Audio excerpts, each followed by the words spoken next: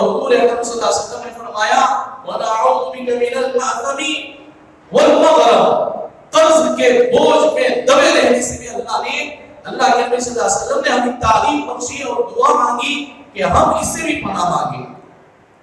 3 طریقے کے آدمی قرض لیتے ہیں۔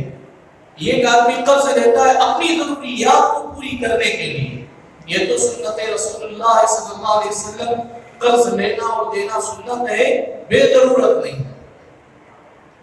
ایک آدمی قرض لیتا ہے اپنی ضروریات کو پوری کرنے کے لیے، تنگ دستی ہے یا کسی چیز میں پھنسا ہوا ہو، اس وقت آدمی قرض لیتا ہے، پھر فوراً ادا کرنے کی کوششیں کرتا ہے، یہ قرض کا طریقہ ہے۔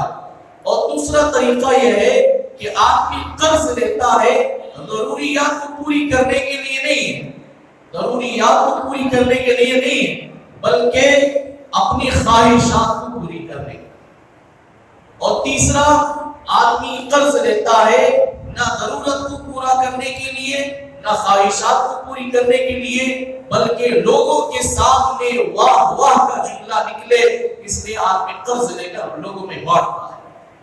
مثال کے طور پر لوگ بڑے زور و شور سے شادیاں کرتے ہیں، ان کو پتا چلتا ہے کہ ان کے سینے پر کتنا بوجھ قرض ہوگا۔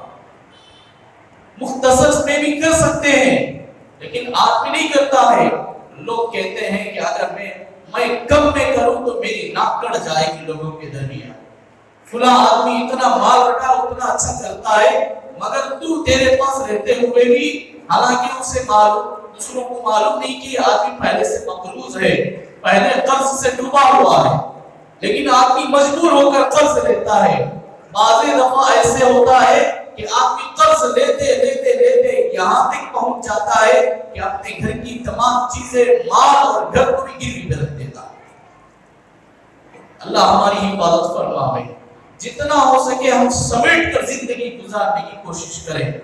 حضور اکرم صلی اللہ علیہ وسلم نے ایک حدیث میں بیان فرمائی جس میں اللہ کے نبی صلی اللہ علیہ وسلم نے فرمایا عام طور پہ ہماری خواہشات، حالات، بگڑتے ہوئی زندگی میں جو حالات آتے ہیں، ہم اگر اس پر قرض لیتے ہیں تو ضرورت پر لے لیں، لیکن بے ضرورت اپنی خواہشات پوری کرنے کے لیے یا لوگوں کے سامنے واہ واہ سننے کے لیے ہم ہرگز قرض نہ لیں۔ ایسی حالت میں رسول اللہ صلی اللہ علیہ وسلم نے فرمایا جو آدمی اپنی ضروریات پر قرض لیتا ہے دینے کے ارادے سے، اللہ تعالیٰ بھی اس کے قرض میں مدد فرماتے ہیں۔ جو آدمی اپنی خواہشات کو پوری کرنے کے لیے قرض لیتا ہے، اللہ تعالیٰ اس کے قرض کی ذمہ داری نہیں لیتے۔ اور بعض آدمی اپنی خواہشات کو پوری کرنے کے لیے یا لوگوں میں واہ واہ کی سننے کے لیے قرض لیتا ہے۔ حضور علیہ السلام نے اس قرض والوں پر لعنت فرمائی، خود اللہ کے نبی نے لعنت فرمائی۔ اللہ ہماری حفاظت فرمائے، صحیح معنوں میں ہمیں عمل کی توفیق عطا فرمائے۔